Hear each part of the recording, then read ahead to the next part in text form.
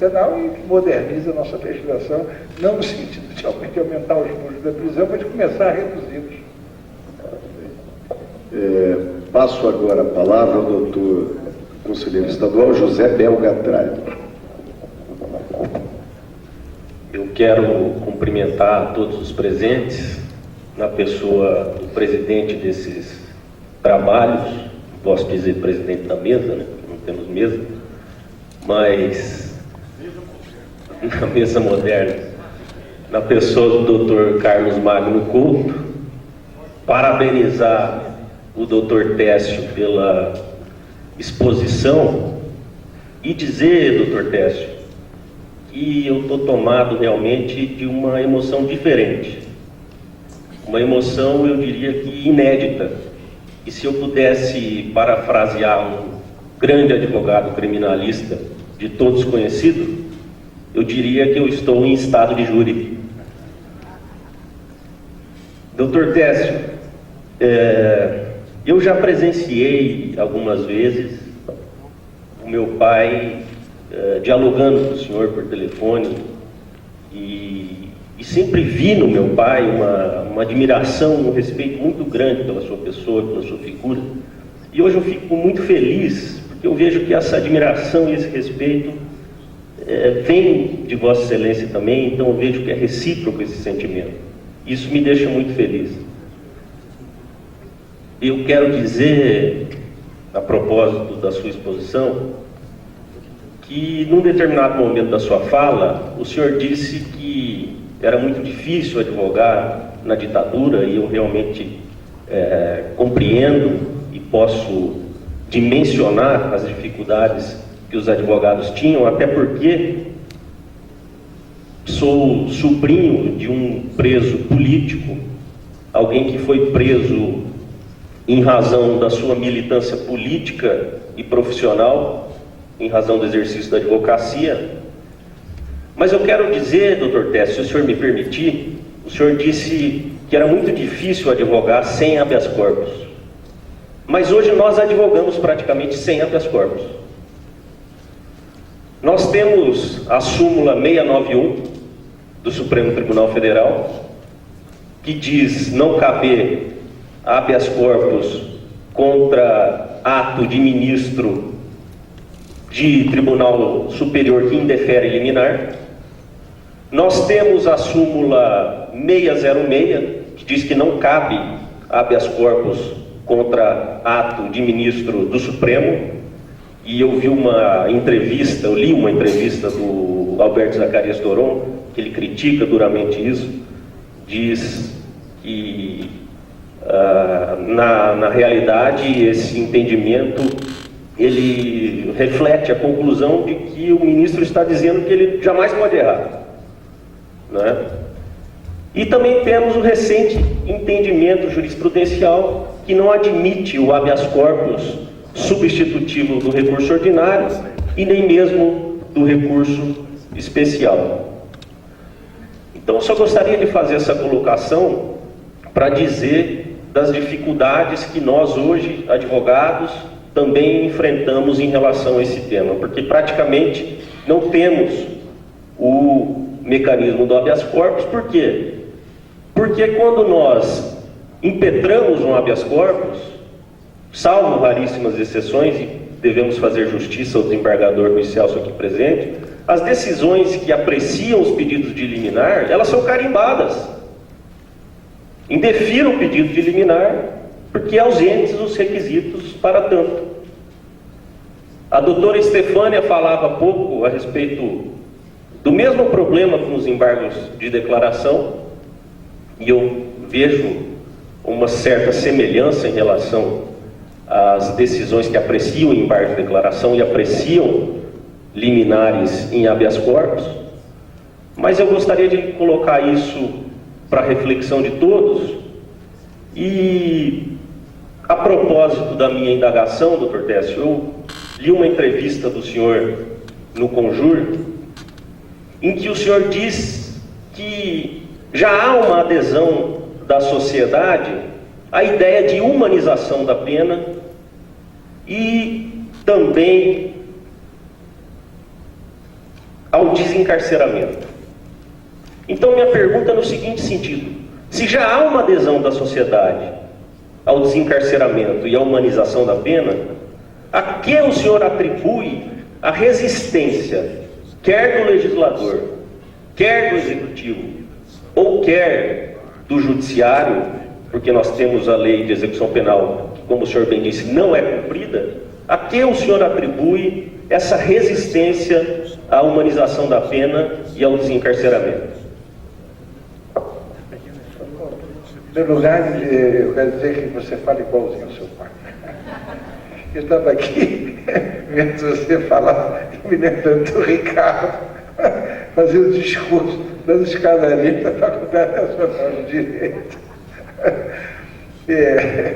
Que bom, puxa vida, me dizem que é emocionante. Meu queridíssimo companheiro de faculdade, de 50 anos atrás. De fato, eu procurei dizer isso aqui, é uma diferença de grau, mas as dificuldades são gigantescas, inclusive no habeas corpus, você pegou muito bem, agradeço a sua observação inteligente de bom advogado. O ato institucional número 5, ele proibiu o habeas corpus substitutivo do recurso. Essa jurisprudência, esta, que é de uma turma só, não é do Supremo todo, felizmente, essa decisão que o Supremo passou a adotar de não aceitar habeas corpus substitutivo do recurso ordinário, é voltar a 1968, artigo 6º, se não me engano, enfim, está lá, é só pegar o AI-5, está lá a proibição do habeas corpus substitutivo do recurso. Impressionante. O Supremo está aplicando o AI-5. E eu, um belo dia, disse isso ao ministro Marco Aurélio, que foi quem comandou a divergência, eu disse a ele agora vai estar mudando um pouco, e numa discussão sobre esse tema no plenário, o ministro Toffoli votou a favor, contra essa regra, o ministro Barroso, oriundo da advocacia, votou contra, votou a favor da proibição. Votou a favor da proibição. Ministro Barroso votou a favor da proibição do habeas corpus substitutivo do recurso ordinário. E o ministro Teori pediu vista. Eu acho que não aconteceu nada ainda. Eu não estou acompanhando, acho que continuou com ele. E eu disse a ele, eu só queria dizer ao senhor, se lembrar que esta regra, o senhor vai lá no AI-5, o senhor vai ver que o Supremo está adotando a jurisprudência, uma regra que foi colocada no ordenamento jurídico pelo ato institucional número 5. É isso aí, você tem toda a razão. As dificuldades são enormes. O preconceito do habeas corpus. Os juízes reclamam, os ministros, quando fala do excesso de trabalho, falam, não, eles são contra o habeas corpus.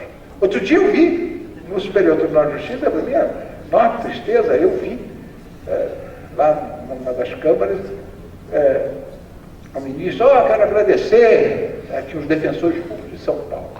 Queria agradecer aqui, dirigindo assim, a gente fica executivo no buraco. Eu queria agradecer à Defensoria Pública de São Paulo, que parou de inventar habeas corpus. Muito obrigado, porque diminuíram aqui o nosso trabalho. Meu Deus, já obrigado. Aí os defensores, de nada. Meu Deus, eu vi isso, me contou. Meu Deus do céu. Pois bem, então é isso, agradece, mas não tem habeas corpus. Não passa pela cabeça dele que tem habeas corpus, porque tem violência, que tem abuso de poder, que não estão cumprindo a lei, que tem razões para inventar habeas corpus, meu Deus do céu. O habeas corpus devia ser estimulado porque resolve as questões. Não. A primeira parte. A segunda parte, eu não tenho nenhuma dúvida que o episódio de Pedrinhas, que essas decapitações, que esses motins, nunca houve, né, de violência, de decapitar e tal. Esse negócio lá na Síria, né? Eles cortam a cabeça e filmam, não é? Você aparece na cabeça, realmente é um negócio medieval, nem sei lá o que é.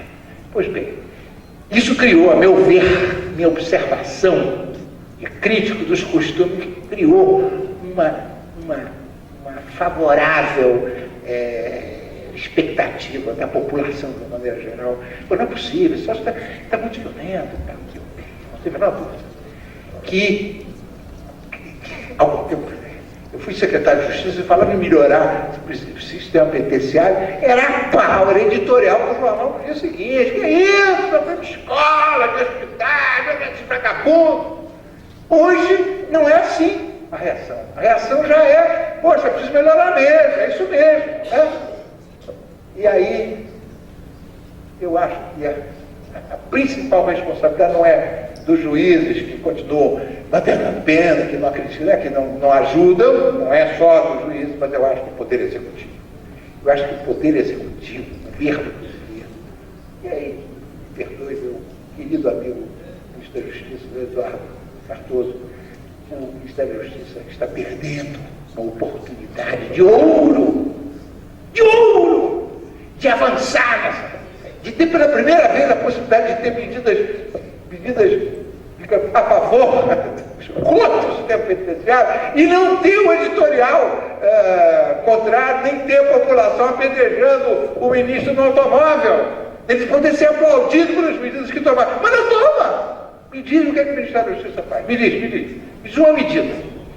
De melhorar o sistema. Não, é só se anuncia a construção de novos presídios de segurança máxima. É o DDD, não é? O DDD, como é o regime RDD, é o RDD, é o regime. Só pensa isso, né? Só isso. Então, eu acho que há vários responsáveis. No meu modo de ver, o primeiro responsável é o Poder Executivo, que é quem tem a faca e o queijo, é quem administra o sistema penitenciário. Então, a responsabilidade é do Poder Executivo. Secundariamente, os juízes que também, enfim, à vista de que não se faz nada, eles vão tocando a vida, vão mandando para a cadeia, vão condenando, que é muito mais fácil. A propósito, o ministro Lewandowski encaminhou para o Ministério da Justiça um projeto, uma proposta de projeto interessantíssimo, que é a inversão, é o ovo de Colombo, a inversão das regras da prisão preventiva. Isto é, hoje há a lei das medidas restritivas e tal, né, que se aplica antes da prisão preventiva. Medidas restritivas de direito, medidas enfim, essa legislação moderna, nova, que permite ao juiz estabelecer, antes da prisão, algumas medidas que são cautelares. Cansado, está me faltando medidas cautelares. Mas o juiz não aplica a medida cautelar. Então o projeto, assim, ele obriga o juiz, ao decretar a prisão preventiva, ele tem que dizer por que ele não aplica a cautelar. Ele tem que dizer, ele tem que justificar por que não cabe a cautelar. E não simplesmente que cabe, dizer que cabe a preventiva e prender, que é como se faz. Então, presente, pressuposto, decreta a prisão. Tem um projetinho simples, e apenas isso, o juiz, antes de decretar a prisão, tem que dizer por que não aplica a prisão cautelar. O Ministério da Justiça não fez absolutamente nada. Nada. Não deu encaminhamento, o projeto se perdeu.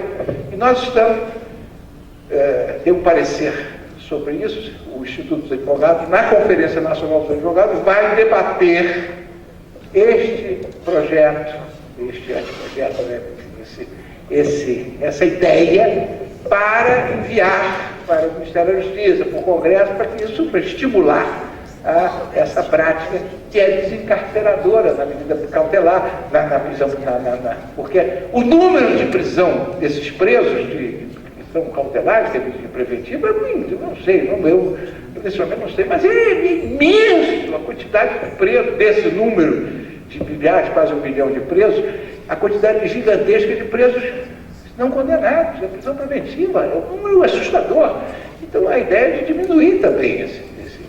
Então, eu acho que respondo isso. Hierarquicamente, a responsabilidade é do Poder Executivo Federal, em primeiro lugar. Em segundo lugar, do Poder Judiciário. Secundariamente, do juiz, não do poder, eu acho que da consciência do juiz, e aí as associações teriam um papel importante nesse debate, e nós outros, advogados e ordens, para estimular esse debate, né, que nem sempre é um debate bem-vindo, falar de preso, de ser penitenciário, enfim, mas que eu acho que tem uma responsabilidade da ordem e também de ajudar na conscientização. Obrigado, você. Concluindo, eu passo a palavra ao conselheiro estadual, Márcio.